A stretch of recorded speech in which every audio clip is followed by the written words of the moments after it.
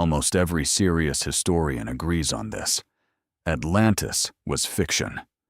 A philosophical allegory invented by Plato to make a political point.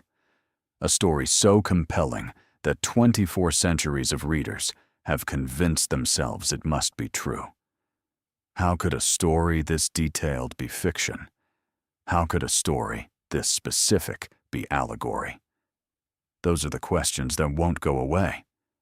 And here's the one that keeps me up at night.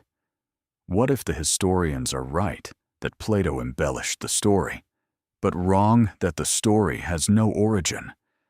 What if somewhere beneath the literary flourishes there is a seed, a memory of something that actually happened? A civilization that existed, that was destroyed, and that humanity almost completely forgot. The story. It begins not with Plato. It begins with a man named Solon. Solon was one of the most respected statesmen of ancient Athens. Around 590 BCE, he traveled to Egypt and visited the city of Sais. One of the elder priests there said something remarkable. He told Solon that the Greeks were children, not as an insult, literally. He said the Greeks had no old knowledge, no science seasoned by time, no memory of long ages. That great catastrophes, floods, fires had periodically destroyed civilization, resetting it to zero, and that Egypt alone had preserved the records of what came before. In those records, the priest said, was the account of a civilization that had existed 9,000 years before Solon's own time. A maritime empire of extraordinary reach that had threatened to subjugate both Egypt and Greece. And then, in a single day and a single night, it was gone. Consumed by earthquakes and floods, the island beyond the Pillars of Hercules, beyond the Strait of Gibraltar, sunk beneath the Atlantic. Solon carried this story home. It passed through his family for generations. Eventually, it reached Plato, who wrote it down around 360 BCE. He named the lost civilization Atlantis. Now here's what most people miss about this account. The Egyptian priests didn't frame the story as myth. They framed it as history. Their history, preserved in their records for 9,000 years before Solon arrived. They told him Egypt alone had kept the memory. Whether you believe them or not, whether Atlantis is history or allegory, Plato was recording something specific, an Egyptian priestly tradition, ancient enough that its keepers considered themselves the inheritors of something lost. They believed it. And the date they gave, 9,000 years before Solon, places the catastrophe at approximately 9,600 BCE. That date should be impossible, and for most of the 20th century, it was. Until 1994, the date that broke the model, 9,600 BCE. For decades, that date was the easiest part of the Atlantis story to dismiss. Any archaeologist in 1970 could tell you. There was nothing at that date. No civilization. No complex society. No organized architecture. Just hunter-gatherers following animal herds. A maritime empire threatening Greece and Egypt in 9,600 BCE is, by every conventional measure, impossible. And so Atlantis was filed away as philosophy. End of story. Then in 1994, a Kurdish shepherd in southeastern Turkey kicked something with his boot. Carved stone. A German archaeologist named Klaus Schmidt came to look. He spent the next 22 years of his life excavating what he found. Göbekli Tepe, a complex of massive stone enclosures, T-shaped limestone pillars up to 5.5 meters tall, weighing up to 15 tons, carved with sophisticated animal reliefs, foxes, vultures, serpents, scorpions. The carvings are not crude. They are confident, skilled, the work of people with a clear artistic tradition. The date of the oldest layers? Approximately 9,600 BCE. The same date as the destruction of Atlantis. Now, Göbekli Tepe is in Turkey. Atlantis supposedly sank in the Atlantic. The geographical connection is zero. But the chronological coincidence refuses to go away. Because here's what this means. If people were capable of building something like Göbekli Tepe in 9,600 BCE, organized, sophisticated monumental construction at that date, then the entire premise that allowed historians to dismiss Atlantis collapses. The premise was, civilization didn't exist then. Göbekli Tepe says something did. Something sophisticated enough to quarry 15-ton stones, transport them, erect them with precision, and carve them with genuine artistic skill. And something strange happened to that tradition. The oldest enclosures at Göbekli Tepe, the deepest, most ancient layers, contain the largest, most sophisticated pillars. The later layers are simpler, smaller, less refined. The tradition runs backward. That is not what an emerging civilization looks like. When you're learning something new, the early work is rough and gets better with practice. At Göbekli Tepe, the oldest work is the best work, which means the builders didn't invent this tradition. They inherited it from somewhere. And then, around 8,000 BCE, someone deliberately buried the entire complex, not abandoned, buried, systematically filled the enclosures with rubble, soil, worked stone, covered the pillars, sealed everything underground, and walked away. The site sat hidden for 9,000 years until a shepherd's boot disturbed it in 1994. Why would you bury your greatest achievement? What were you hiding it from? Or, were you hiding it for someone? That question doesn't have an answer, but it has a context, and the context is a catastrophe. The catastrophe. Around 12,800 years ago, the world was warming. The last ice age was ending, glaciers retreating, seas rising. Things were getting better. And then, without warning, it reversed. Within decades, possibly within years, temperatures in the North Atlantic dropped by as much as 10 degrees Celsius. Glaciers re-advanced, forests died. The world was thrown back into near glacial conditions for roughly 1,200 years. This is called the Younger Dryas. It is not a hypothesis. It is one of the most robustly documented climate events in the geological record, confirmed in Greenland ice cores, ocean sediments, lake deposits on multiple continents. What caused it is contested. But the leading alternative hypothesis is considerably more dramatic than anything the conventional explanation offers. The Younger Dryas impact. Hypothesis proposes that roughly 12,800 years ago, a comet or swarm of cometary fragments broke apart over the northern hemisphere and exploded in a series of airbursts across North America, Europe, and parts of Asia simultaneously. Fire from the sky, massive wildfires, ice sheets destabilized, catastrophic floods into the North Atlantic, disrupting ocean circulation and triggering the climate collapse.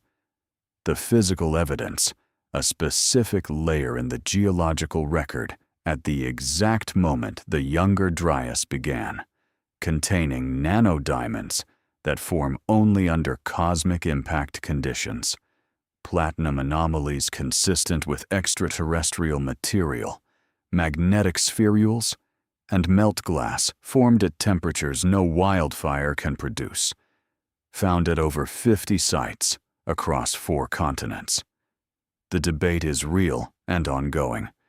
Critics have challenged specific markers, but the evidence keeps accumulating. And here is what this means for Atlantis. If any sophisticated coastal civilization existed 12,800 years ago, and the best human populations throughout prehistory preferred coastlines for their resources, then the sequence of events would have been fire first, then catastrophic climate collapse for 1,200 years, then, as destabilized ice sheets discharged into the ocean, catastrophic sea level rise. The coastlines of the Ice Age world are now under 120 meters of water. The harbors, the trading ports, the centers of accumulated knowledge, drowned. And Göbekli Tepe, built at the end of the Younger Dryas by people whose oldest work is their most sophisticated, was built 100 years after the Younger Dryas ended. 100 years after the catastrophe lifted. By people who seemed to have been preserving something they knew was slipping away, encoding it in stone, burying it, hiding it for whoever came next. The timing between the Younger Dryas, the date Atlantis was destroyed, and the construction of Göbekli Tepe is not a coincidence anyone has satisfactorily explained away. Plato's details. Now here is what makes the Atlantis account harder to dismiss than pure allegory. The specific details. Plato describes the capital city of Atlantis with extraordinary precision. Concentric rings of land and water, separated by canals of specific dimensions. A royal palace of specific materials, agricultural zones, a military harbor, trade routes. These are not the details of a philosophical allegory. These are the details of someone describing a real place, or transmitting a description of a real place that had been passed down. The priests at Sais told Solon they had preserved the records. 9,000 years of records. The archives of Sais are gone, buried under the Nile Delta, inaccessible, effectively lost. We cannot verify what they contained, but we can ask, if the Egyptian priests believed they were the inheritors of something lost, what would have given them that belief? What were they preserving? There is a second detail in Plato's account that almost never gets discussed. He says Atlantis was destroyed in a single day and a single night, not gradually, not over generations as sea levels rose. A single day. What kind of catastrophe destroys a civilization in a single day and night? A comet, an airburst, fire from the sky, the Younger Dryas impact. Hypothesis describes exactly that, not the slow drowning of a coastline, a sudden, violent, catastrophic event, followed by the floods. The timing Plato gives, the description of how it ended, is consistent with what the geological evidence suggests actually happened at approximately that date. That consistency is not proof, but it is something. The drowned world. Here's what we know for certain. During the last ice age, sea levels were approximately 120 to 130 meters lower than today. Vast areas of what are now shallow ocean floors were dry land.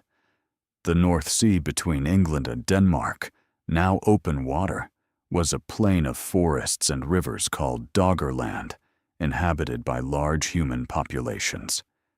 We know this because North Sea fishing trawlers have been pulling up their tools and mammoth bones for generations. A carved red deer antler point dated to 12,000 years ago. Stone tools, mammoth remains, peat from ancient forests. By 6,500 BCE, Doggerland was gone, submerged. Archaeologists have reconstructed its coastlines and called it, with understatement, one of the most densely populated regions of prehistoric Europe. All of it is now 30 to 40 meters underwater. The Sundaland Shelf in Southeast Asia, connecting what are now the islands of Indonesia to mainland Asia, was a landmass the size of India. Submerged. The Persian Gulf Basin, now a sea, was a river valley. The Tigris and Euphrates ran through it, down to an ocean coast, hundreds of kilometers further south. Submerged. If a sophisticated civilization existed in the late Ice Age world, its most likely heartland was on the coastlines that are now underwater. We have barely looked. We have better maps of the surface of Mars than of our own ocean floor. And in the few places where people have looked underwater, really looked, with cameras and sonar, the results have been ambiguous enough to keep the question open. Off the coast of Japan, near the island of Yonaguni, divers in 1987 found a broad platform of rock with what appeared to be steps, right angles, and terraced formations cut into its face. Two different geologists looked at it and reached opposite conclusions. One called it man-made. One called it natural fracturing along geological fault lines. The debate has never been settled. What is not disputed? If it was modified by humans, it was above water during the Ice Age, between 8,000 and 12,000 years ago. Off the coast of India, in the Gulf of Combat, sonar surveys in 2001 detected what appeared to be the outlines of submerged structures at a depth consistent with submersion 9,000 to 10,000 years ago. Artifacts recovered included pottery and worked stone. Independent verification has been limited. The site has not been excavated. Off the Bahamas, a formation of large flat limestone blocks arranged in a curved pattern half a kilometer long sits in 6 meters of water, called the Bimini Road. Mainstream geologists say it's natural beach rock fractured by wave action. Others argue the regularity of the blocks is inconsistent with natural formation. Genuinely unresolved. None of these sites is Atlantis, but all of them are question marks on the ocean floor that have never been definitively answered. And the systematic underwater survey of the most relevant continental shelves, the areas most likely to contain evidence of Ice Age coastal civilization, has never been conducted.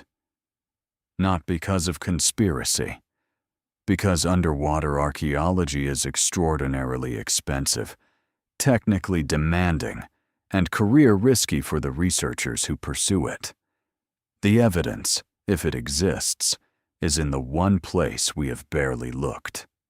The strongest objections. Let's be honest about the problems, because they are real. Where is the writing? A civilization sophisticated enough to threaten Egypt, and Greece would have needed record-keeping of some kind. Every known complex civilization developed writing or proto-writing. We have found no pre-Younger Dryas writing system anywhere, not in caves, not on hilltops, not on the ocean floor surveys that have been conducted. The lost civilization response, it's all underwater. Every scrap of writing from coastal civilizations was drowned when sea levels rose. That's possible, but it requires every single record, every inland cache, every hilltop inscription to have been either underwater or destroyed. Not one surviving. Where are the tools? Complex construction requires manufacturing infrastructure, quarries, workshops, metalworking sites. These are not all coastal. They follow ore deposits and stone sources, which are often inland. We find the tools of every known ancient civilization. Not one pre-Younger Dryas manufacturing site has ever been identified anywhere on land. Where is the biological trace? A civilization of millions would have transformed its environment. Deforestation. Domesticated species spreading through ecosystems. Pollen signatures of agriculture. The pre-Younger Dryas biological record is consistent with a sparsely populated world of hunter-gatherers, not consistent with a large agricultural civilization. And then there is the simplest objection of all. Plato was a philosopher who invented illustrative fictions for philosophical purposes. The Ring of Gyges, the myth of air, the cave allegory, all invented. The Republic is not a literal blueprint for a real city. Atlantis appears in a dialogue about the corrupting effect of power and imperial overreach. It is pedagogically perfect. Maybe too perfect. The simplest explanation for Atlantis remains. Plato made it up. These objections are serious. They have not been satisfactorily answered by anyone arguing for a real Atlantis. But here is the asymmetry at the heart of the debate. These objections are all arguments from silence. We haven't found evidence. We haven't looked everywhere. The continental shelves exposed during the last ice age, covering enormous areas, have not been systematically surveyed. The absence of evidence in this case genuinely does not mean what it usually means, because the evidence, if it exists, is in places we have barely begun to examine. What would prove it? This is the question that separates serious investigation from speculation. What would it actually take? The underwater technology now exists to begin systematic survey of the most relevant continental shelves. Autonomous underwater vehicles can map the seafloor at resolutions approaching aerial photography. They can identify topographic anomalies, regular shapes, linear features that don't fit the surrounding geology. They cannot yet see a wall or a carved stone directly from satellite data, but they can identify where to send divers. This work has barely started. If a pre-Younger Dryas civilization left physical traces, the most likely places are the Sundaland Shelf, the Persian Gulf Basin, the North Sea Shelf, the Atlantic coastal shelves of North Africa and Iberia. A single definitively dated structure, a carved stone, a foundation, anything human-made, from below the Younger Dryas boundary in water that was dry land 12,000 years ago, would rewrite history. Not find Atlantis as Plato described it, but prove that sophisticated human societies existed at that date and in those coastal regions. Which is the actual question behind the Atlantis myth, not golden palaces, not concentric canals. Were there sophisticated people in the places that were destroyed? That question has not been answered. Because we haven't looked in the places where the answer would be. Conclusion. Maybe Atlantis was never real. Maybe Plato sat in Athens and invented a cautionary tale about hubris and power, the kind of philosophical fiction he constructed throughout his career. And 2,500 years of obsessive searching has been a magnificent wild goose chase led by an allegory. Maybe. Or maybe the Egyptian priests were telling the truth. Maybe somewhere in the archives of Sais, buried now under the Nile Delta, inaccessible, there were records of something that actually happened. A civilization that was there. Sophisticated enough to be remembered across 9,000 years of transmission. Catastrophic enough to be almost forgotten. Real enough that the memory of it, distorted, compressed, mythologized, survived intact enough for Plato to write it down.